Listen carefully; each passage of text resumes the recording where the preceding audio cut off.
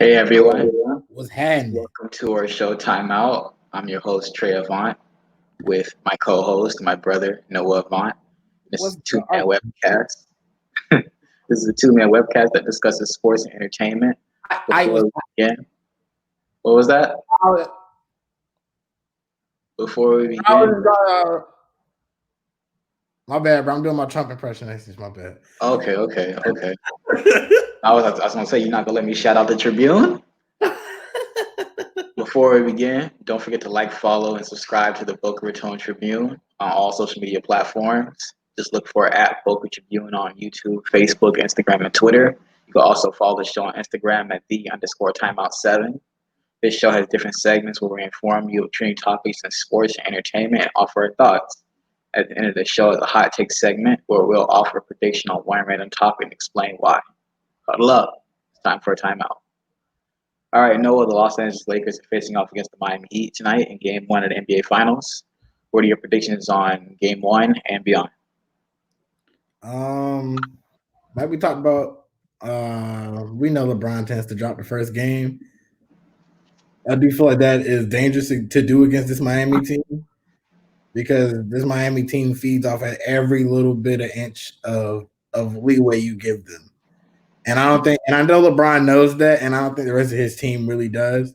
I feel like where LeBron has played with this organization before, he knows how things are done, how we run things in Miami, how we do things in Miami. He is, in a sense, aware of how he needs to perform this series. He definitely cannot treat us like he treated the Nuggets and the Rockets and the Trailblazers. But overall, I do feel like we'll end up winning this game. We'll definitely win the series. I feel like it'll be a 7-game series. Probably won't be like a 3-1 or we're up 3-0 or anything like that. It'll definitely go back and forth. But yeah, it most definitely this is going to be a 7-game series. Yeah, I agree. The Heat, they don't really have the size to compete with the Lakers, Anthony Davis, Dwight Howard, JaVale McGee. During the regular season, I watched the games.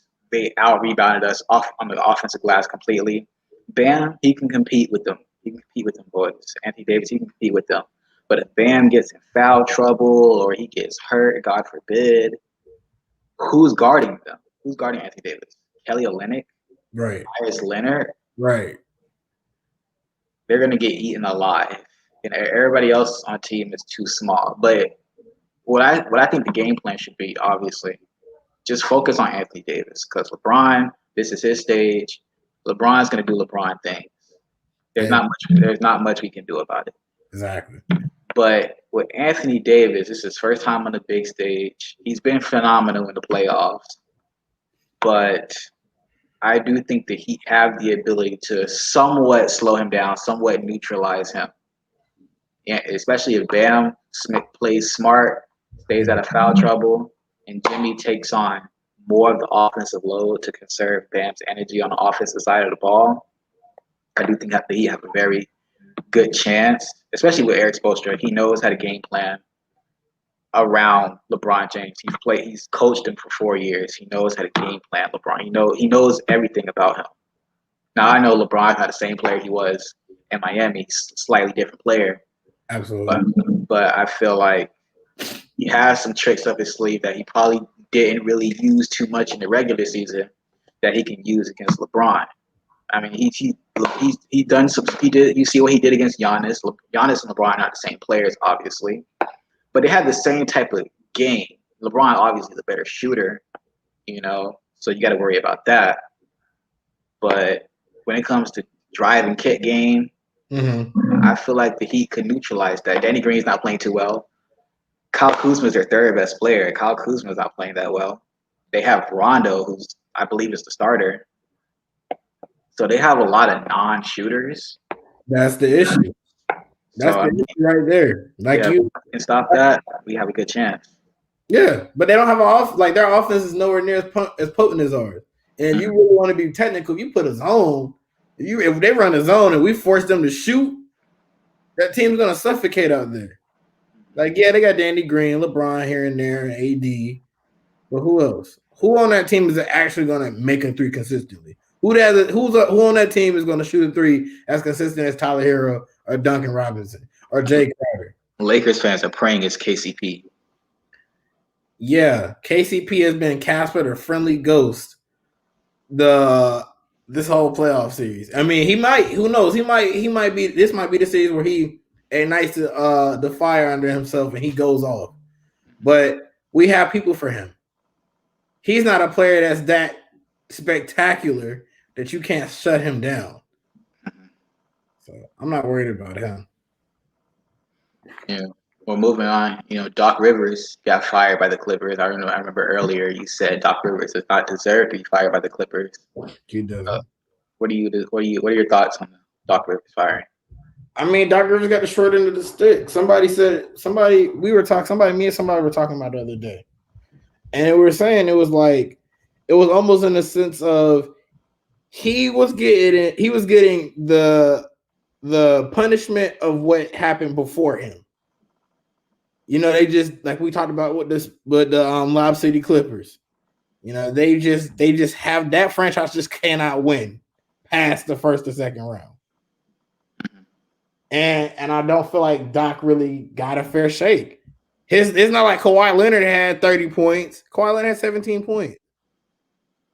You know what I'm saying? And like the guy who scored the most may end up leaving them this offseason in Montrezl Harrell. Like people are literally thinking about jumping ship off of this guy. I mean, from these guys. I mean, at the end of the day, Doc Rivers, I have heard that I think Philly is interviewing him. Yes. I feel like him going to Philly would be good. It's a young team. They just need. I really feel like Philly's a piece away from them actually being true contenders in the East, coming out of the East. I know we gave them the title of that this year, but that's just off the simple fact that they were one of the better teams during the regular season and at least before prior to coming into the bubble. Do you think that if Doc Rivers went to the Sixers series, he'd be able to make Ben Simmons shoot threes and have Joel Embiid actually have a stronger work ethic? I think more so Joel Embiid because you can teach somebody work ethic. You can instill that. You can give them discipline. You can teach discipline. Ben Simmons just has an unwillingness to shoot the three. Mm-hmm. Ben Simmons is the horse that will not drink the water, whereas Joel Embiid is willing to drink the water. Mm-hmm. So it's more to it than just, I want to get him to shoot threes. He doesn't want to shoot threes. Like this coach this year, when we talked about it, what did he do? He purposely did not shoot threes. Mm-hmm. With Ben Simmons and him not wanting to shoot threes, it's just Ben Simmons does not want to shoot threes. Mm-hmm. So, I mean, if he wants to continue to be stubborn and not adjust to the new NBA, good luck. But you'll never see the Hall of Fame that way. Mm-hmm. Well, I think that me personally, I actually kind of have to disagree with you with the work ethic of Joel Embiid because Joel Embiid is a lot like Shaq in the fact that they're both talented players who, when they're on the court, they're amazing. It's just off the court, they don't try as hard as they should. That's what Kobe Bryant himself said. If Shaq actually worked out, the Lakers would have like 8 championships. And Shaq himself said he didn't work out in the offseason. He got himself in shape during the regular season. Mm-hmm. So I just feel like work ethic, I don't really feel like it could be instilled. I mean, you can try to discipline people and instill work ethic into them. But if nobody wants to be great, then you can't really force someone to do something they don't want to do, Yeah. I'm not saying Joel Embiid doesn't want to be great because I'm pretty sure he wants to be great. I just feel like he wants to be great on his own time, or he just needs someone to be constantly on him, like Jimmy Butler. Because, the reports came out that Jimmy Butler was always on Joel Embiid, and Joel Embiid loved that. Well, I mean, it makes sense, but at the same time, if that's what it's going to take for him to be great, to be the big man that we all know he can be, he's not going to get that in Philly. Mm-hmm. That's not the culture they have there. And I say culture to say for a reason. Like, if you want somebody that's going to constantly push you, you need to go to a team like Miami. You need to go to a team like the Lakers. San Antonio and stuff San like that. Antonio, teams with winning cultures. You know what I'm saying? When's the last time Philly actually went to a championship and won? Been a while. Exactly. You see how you had to. They went to the finals with AI. Yeah. And the Lakers happened. Mm-hmm. You know what I'm saying? So it's just like you have to really take things into consideration. Like as a franchise, what are you doing? You have to be a winning franchise. And I'll say this again, from the CEO to the people that puts the t-shirts on the seats before the game, you have to have a championship standard. If you look at the Miami Heat, that's what they have at the American Airlines Arena. That's what we do in Miami. If you look at Golden State, they have the same type of mentality. Mm-hmm. You look at San Antonio. This was the first year they hadn't made the playoffs in like 25 years. That's a winning franchise. That is how you produce winners. You have to have it. And unfortunately, Philly just does not have that. Mm-hmm. I agree with you wholeheartedly. We're going to switch gears to college football. 4 of college football season has passed, and here are some of the results. Now, listen, though, there are a couple upsets in here. Number 2, Alabama beat Missouri. Number 3, Oklahoma lost to Kansas State. That was my pick. Spencer Rattler, stuff like that. Yeah, I heard about that one. Yeah, that was really bad. Number 4, Georgia beat Arkansas. Number 5, Florida beat Ole Miss. Number 6, LSU lost to Mississippi State. Defending champions lost to Mississippi State. Auburn lost to Kentucky. I'm sorry, Auburn beat Kentucky. Sorry. Texas, number 8, Texas beat Texas Tech. 63-56. That was a very high scoring game in the multiple overtimes. That's the basketball score. That's college basketball right there. Number 10, Texas A&M beat Vanderbilt. Number 12, Miami beat Florida State. Number 13, UCF beat East Carolina. Number 14, Cincinnati beat number 22, Army. Number 15, Oklahoma. I'm sorry? Imagine. Mm-hmm. Number 22 in the nation would be service school. They're playing really good. I mean, they're going to drop because they just lost, but still, they're a great team. Number 15, Oklahoma State beat West Virginia. Number 16, Tennessee beat South Carolina. Number 18, BYU beat Troy. Number 19, Louisiana Lafayette beat Georgia Southern. Number 20, Virginia Tech beat NC State. Number 21, Pittsburgh beat number 24, Louisville.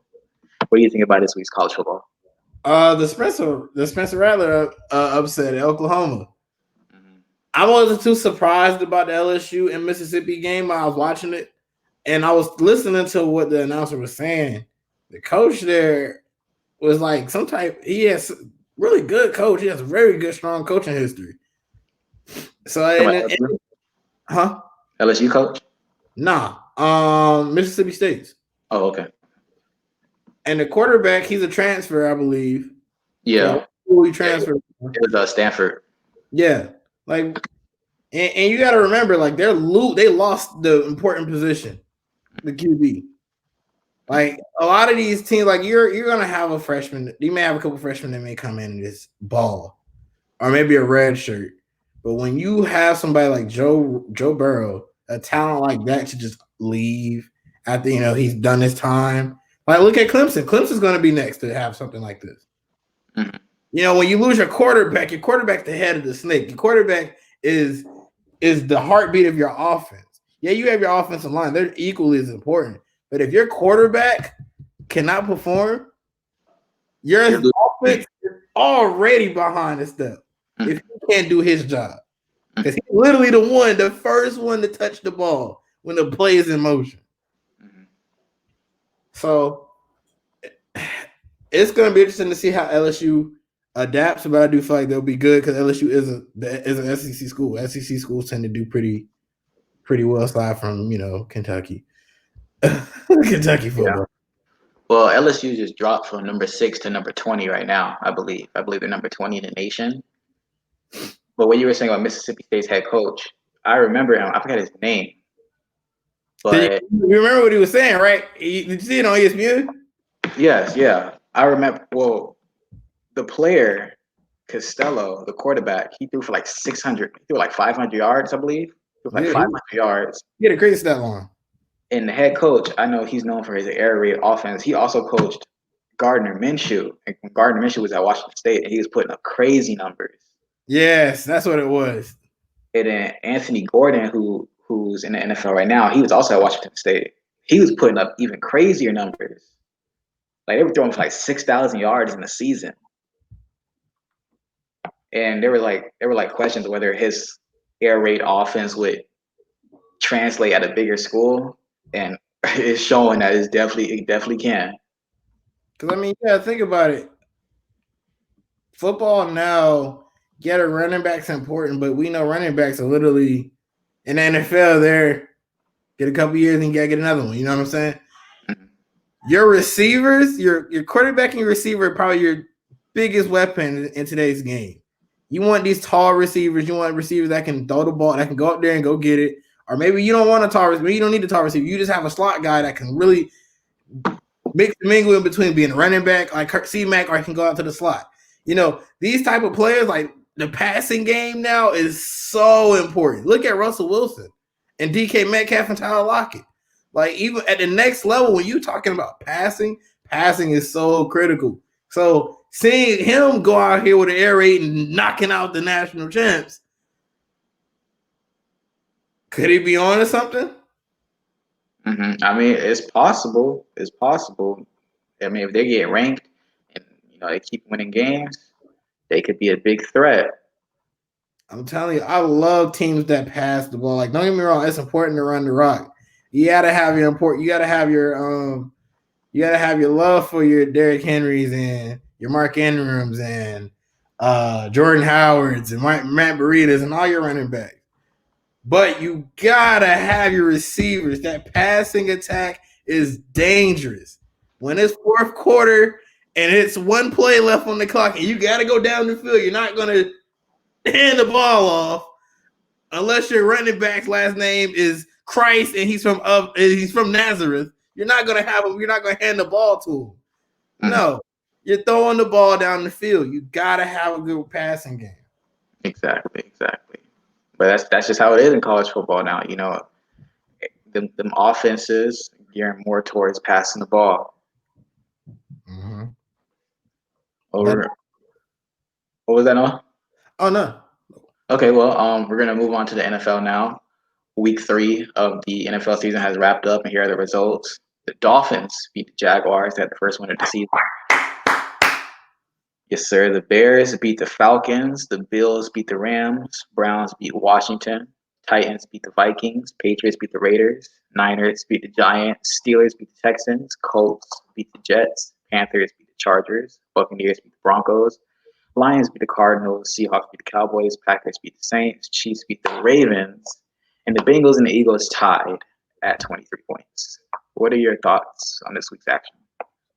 man, Matt Ryan owes me money for stinking so bad this week. Man, he cost me on fantasy. Like, Mm, yo, it's the Bears. How do you lose to the Bears? I think the Falcons are like this week's biggest disappointment. they're 0-3. They stink, and they got Julio. They got Julio hostage. Free Julio. Free that man. What's funny about the game is the Bears didn't even have Trubisky in it. He lost his job in that game. They had Nick Foles playing. Good. Maybe maybe my man's Robinson can give me some more points. I mean, they already give me like 15, 30. I need 15 to 20 from him. He played really good last game. He did. I had 30 from him. Like, that's good. Hey, look, but this week, what really stood out to me was the Cowboys and the Seahawks. Did you see that game? I did. Hey, the Seahawks almost folded. hmm You know, and it's crazy to think because I always poop on the Cowboys because the Cowboys are stinky. But they just not, they might be this much less stinky this year where they might just be able to squeak in somewhere. Yeah, everybody's playing pretty well, even though they just lost. Prescott's playing pretty good. He really wants that contract extension. He's trying to get that money. I mean, he has the offensive line, he has Yeah. the running back, He has a receiving core. If you cannot win with this, you need to find another team. And the addition of Andy Dalton as his backup, I really feel like it's really putting the fire on them. Mm-hmm. I think it's pushing them. Absolutely, you gotta put that fire under you. You got some. If they had to get somebody else at your position to scare you, like, hey, look, he's just as good as you. He was a starting quarterback a year ago. Mm-hmm. You need to play, or you're going to be sitting behind him. That's what happened with the Bears. Nick Foles is known for taking jobs. Oh, you sure Jalen Hurts could be next? Hey, I've been said Jalen Hurts needed to start. Jalen Hurts is really a talented quarterback. He's the whole reason why I'm a Dolphins fan now. Because if the Pittsburgh Steelers would have picked him up, I promise you they'd been just fine. They're doing good now. I'm happy for them. But that ain't gonna last forever. That is not gonna last forever. I've heard the Eagles are gonna stay with Carson Wentz, but Carson Wentz has been playing really bad. And Jalen Hurts just sitting there licking his chops, man. Hey man, that's stinky. That's so stinky because he's better than him. He's so much better than him. Who, Jalen Hurts? Jalen Hurts is a way better quarterback than him. I'm not gonna say way better, but I want to say his ceiling is way higher than his. Because he can do more, and he's not as injury prone. Jalen Hurts, It's bad when a team drafts a quarterback just because you're so injury prone. Like they're like, we're gonna make you the starter, but we know you're gonna get hurt, so we're just gonna draft this quarterback in the second round. yeah, Because Wentz has a nice contract. He has a big contract, so they're gonna pay him. mm-hmm. But when a team has to plan around your injuries because they know it's gonna happen, that's how you know your time is limited. They'll probably end up trading him. Do you blame them? Like, I don't know, man. They might trade him to maybe the Jets or the Giants or something, man. If I was them, I said if I'm Carson Wentz and I know I'm getting traded,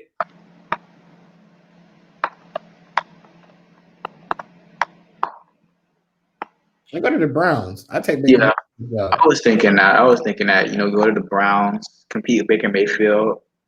I feel like Whoever wins gets Odell and Jarvis Landry. Right. Well, they may not keep Odell for long because I think the Patriots are really interested in trying to push for Odell. Yeah, but I mean, they still got Nick Chubb and all them boy, Kareem Hunt and them boys. So. Yeah, but you only have Jarvis as your receiver. Yeah. It goes back to what I was saying. You see what the first thing you said was. You didn't say Kareem Hunt or Nick Chubb. The first two names you said were wide receivers. Mm-hmm. Who for thought? But I think it's time for. Did you have any more? Well, I did want to talk about the Chiefs and Ravens game. Yeah. Oh my God. Lamar did not play good. Huh? Lamar did not play good. And it really hurt my feelings. You know how I talk up for Lamar. I love Lamar. So seeing that happen was really a punch in the face. Mm-hmm. Like, I think honestly, right now, I think it just proved that there's a pretty big gap between Mahomes and Jackson. There's a pretty big gap between those players. Yeah. Like, it's tough to admit it. I mean, I like them both. It really is. But I think it's pretty clear. It stings too. It's because it's like I really want Lamar to win the finals this year, the Super Bowl this year. I want Lamar to win the Super Bowl this year more than anything in the world. Because I know how bad he wants it. But it's just like, man, y'all gotta play. Y'all gotta play as a team. You want it. Your defense has to make up for you. You know, at the end of the day, and I believe that new running back that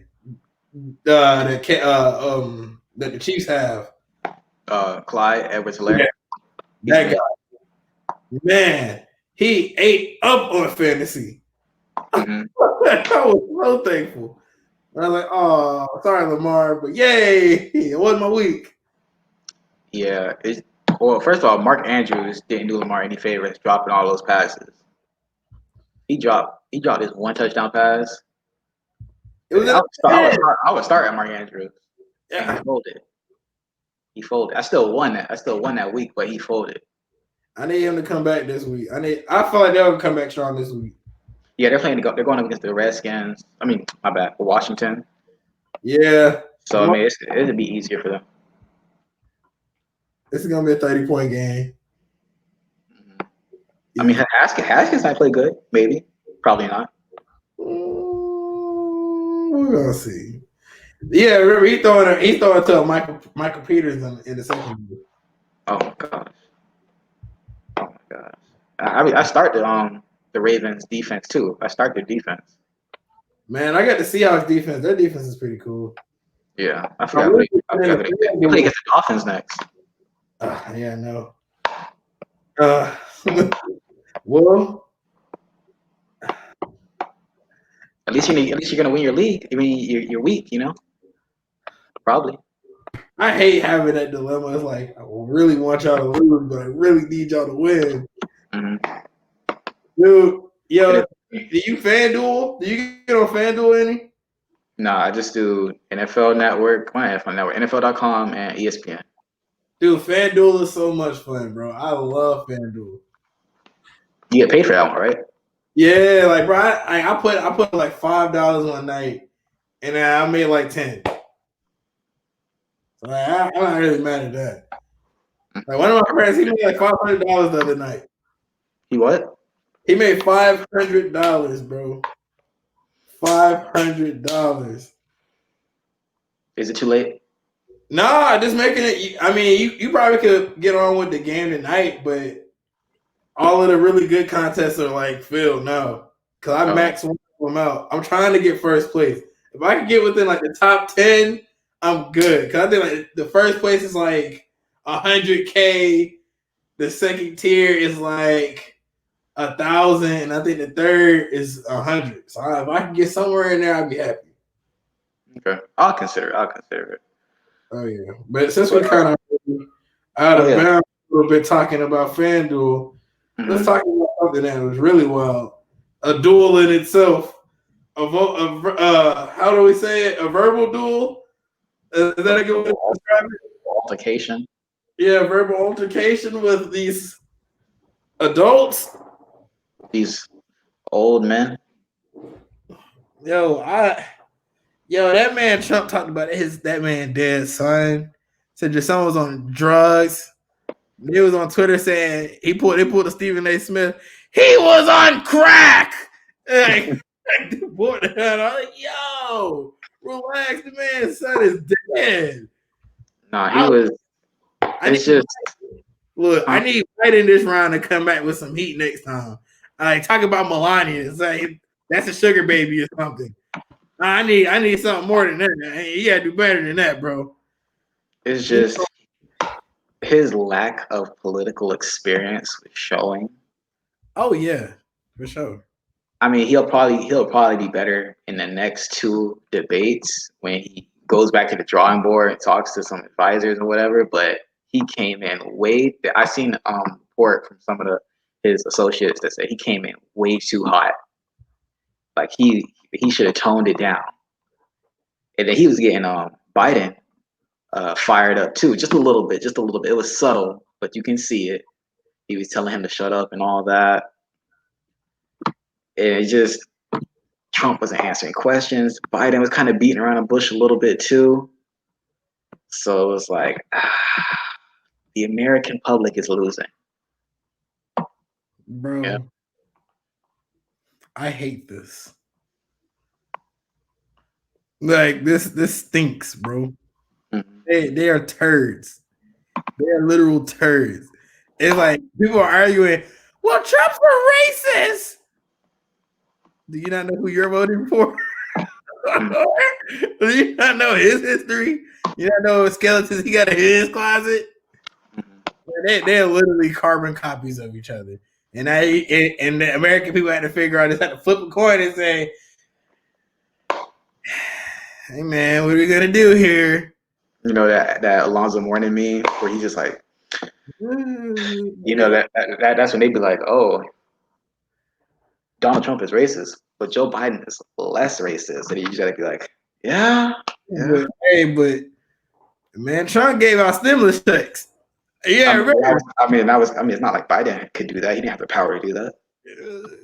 Hey, well, look, that's what people gonna say. Like that's the argument. That's the other argument.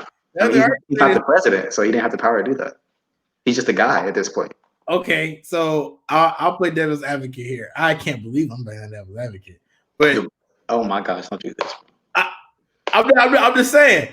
This is why they're both the same. Like this year voting feels like taking a trigonometry test, and you have one question on the test, you get it right or wrong, and it's just like, because look, while we know this man is bad, he is terrible. Do you not know what this man does? He is on national TV. It was on national TV. I've seen it with my own eyes. It was not edited. This man was literally forcing a kiss from a little kid. Like, what? That's disgusting. Mm-hmm. Like, I have a professor. He's a very, very strong conservative. Man says, if Trump supporters are racist, Democrats are Biden supporters are pedophiles. I am done. I was like, I said no at first. I said, they're both the same though. Exactly. So you know what I'm saying? Like, it's really like I'm flipping a coin. I really feel like I'm flipping a coin when I go out there because at the end of the day, none of them care about people like me and you, Trey. Let's address the elephant in the room. Yeah. None of them care about us. They say, "How do you feel about Black Lives Matter?" It is, shut up, Trump. You didn't go to college, Biden. You don't know that where the hell you went to school. Don't you be smart? What's his name? Chris Wallace, the moderator. He was like, when he asked that question, he was I believe he asked that question to Trump or to both of them. He was like, "Now, you don't have to answer the question if you don't want. You can talk about something else." Right. I was like, "You just gonna open the back door for them?" I was like, "No, have them answer the question. Don't be like, hey, you don't have to answer it if you don't want to answer it." I was like, "Oh my gosh." You know, like the Democrats, they're putting these strippers out here on the commercials, you know, bouncing the cheeks in circles and whatnot, trying to like get people to pay attention to so they can hear their little info commercial and vote. But nevertheless, it's just like this the only way you feel like you can reach our demographic strippers. Really? It's like while the infomercial, I will give them credit, was very informal. I mean, I probably learned more in that 30-second commercial than in my whole year in honor civics and economics at my high school. But it's the principle of the whole situation. You know, but you can't lie. It worked though. It's not so. I feel like it would have worked if you had LeBron up there saying, "Hey, boom." Well, LeBron is doing it now. He's just not doing it on the commercial. I'm just saying, like, it was other ways you could have went about it than strippers. You know, it's the stereotype behind the whole thing anyway. The media already portrays people that look as the strippers, thugs, hoodlums, or basketball players, rappers. Like, we have 5 categories to fit in. Obama broke the mold and made 6, and they haven't had one since. So, you know, it's just like, at the end of the day, stuff like that is just, I don't know, it rubs me the wrong way. It just rubs me the wrong way. But I am excited to see this vice president debate with Kamala and Pence. Because I really feel like it's going to be the opposite. It's going to be Kamala knee deep in Pence's butt, and Pence is going to be sitting there, "Excuse me, ma'am. Excuse me, can I please suck? Please." No. And she's going to say Tupac's alive. I feel like it's going to be a lot more, what's the word? It's not going to be as chaotic. I know that. It's going to be a lot more orderly. I feel like it's going to be orderly up to a point where Pence says something completely crazy. It's probably about Kamala. And Kamala is just going to just snap. It just flip a switch and just go in. For sure. She definitely going to do that. Yeah.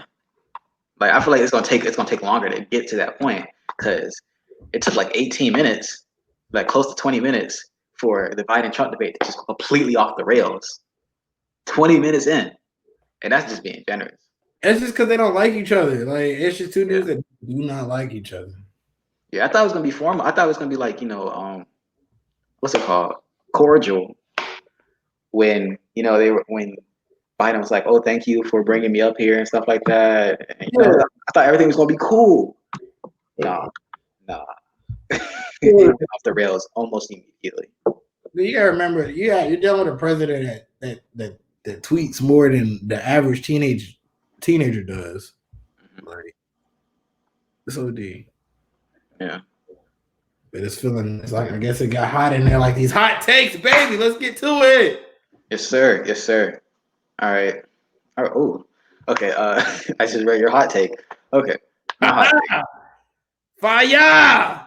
the Heat will beat the Lakers in 7 games to win the NBA championship. You stole. Because of what I said earlier, I do think if the Heat play smart, play that zone defense like you said, stay out of foul trouble, Mm-hmm. focus primarily on Anthony Davis, Mm-hmm. and obviously neutralize Dwight Howard and JaVale McGee, but focus most of their efforts on on Anthony Davis. I do think that he have a great chance of winning because they don't have, like you said, they don't have shooters like the Heat do. They don't. LeBron is known for his drive and kick game. He's obviously a pass first player. He's known for driving in, dishing it to the shooters. Mm-hmm. The Lakers don't have shooters. They don't. Next year, when they start adapting and they know what they have in Anthony Davis, LeBron James, they'll probably add more shooters. But this is not next year. This is this year. They don't have enough shooters. Danny Green, their best shooter, has been practically ineffective in the playoffs. KCP is probably their second best shooter, and he's very consistent. He's smelly. Mm-hmm. Very consistent. Roger Rondo, I believe, is the starting point guard. He's not a shooter. He's not a bucket. He's not a shooter. They have Kyle Kuzma, who's very hot and cold. Bucket. Mm-hmm. Very hot and cold. So I just don't think the Lakers obviously don't have enough depth either. Like after AD and LeBron, their depth goes off the cliff completely. Mm-hmm. If LeBron's not playing well, the Lakers are losing. If Anthony Davis is not playing well, the Lakers are losing. Jimmy Butler cannot play well, and the Heat will still win. Bam cannot play well, the Heat will still win. Now, I do think the Lakers are obviously talented enough. They have LeBron James. LeBron's going to do LeBron things. LeBron's going to average 30, 40 points a game. Who knows? But that might not be enough to win. You see what he did in 2018. He was hooping in 2018. But guess what? They ran to the Warriors. And people have compared the Heat to the Warriors. Not that team specifically because, Kevin Durant and whatnot. But we play a similar type of game. And our team is much better on defense. With our zone defense and our shooting, I do believe we are the kryptonite to the Lakers, but we just have to work. We just have to worry about their size. That's all that we have to worry about. But that's just my hot take. Trey, man, you just know how to say the things I be thinking, bro. I appreciate you. Yeah, you can tell we brothers now. I know we look alike, but I can tell we brothers. But you be up here with it. You be right here with me. So I appreciate that. Yeah, of course. Because I try to tell people all the time, man. But hey, look, my hot tag is spicy, rated hot, on fire. Frank's hot in Texas Pete with a baby. Mm-hmm. The Cowboys will make the wild card this year. Now look, listen. Let me defend myself. I know it sounds crazy, but I really have hope in these dudes. I really feel like these dudes can really make it to the wild card.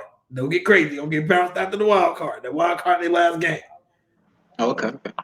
You know what I'm saying? They're not making the playoff run. They're gonna get to the wild card and gonna go home. Mm-hmm. That's it. But I just feel like with Dak Prescott, how he's playing with this receiving core, it's this team right here with any other quarterback would probably be a playoff a championship contender team. It's just him.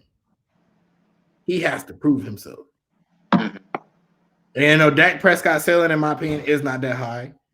But he is very capable of taking his team to at least the playoffs every year. He should at least be able to do that. Mm-hmm. But as in everything else,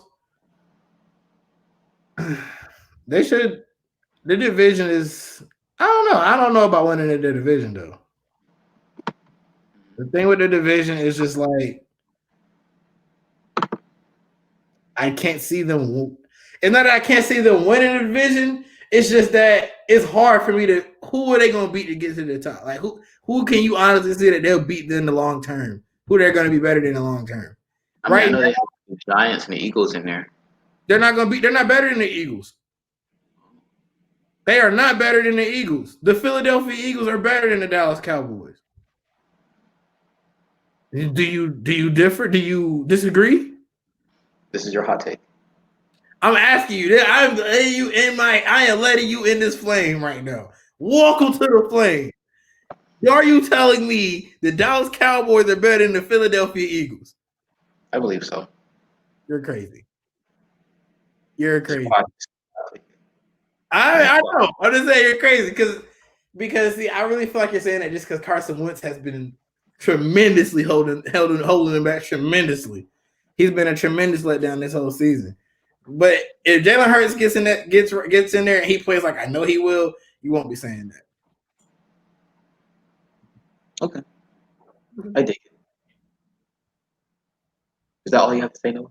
Man, go Fins. Okay. All right, yeah, go Fins. All right, guys, that's it for today's show. Don't forget to like, comment, share, and subscribe to our YouTube channel at Boca Raton News, and follow the show on Instagram at _timeout7. And like us on Facebook at Boca Tribune. Follow me on my personal Twitter at TreyAvon3. Noah. Follow me on Twitter at Who Builds Arcs, and follow on Instagram at ArcBuilderNoah. Mm-hmm. Timeout airs every Thursday at 7 p.m. As always, this is the Avant Bros signing off.